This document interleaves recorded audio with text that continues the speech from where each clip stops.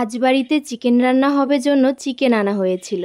চিকেনের ছোবলা ছোবলা যে পিসগুলো থাকে কেউ খেতে চায় না, তাই আজ বুদ্ধি করে ঝটপট এক রেসিপি বানিয়ে নিয়েছিলাম।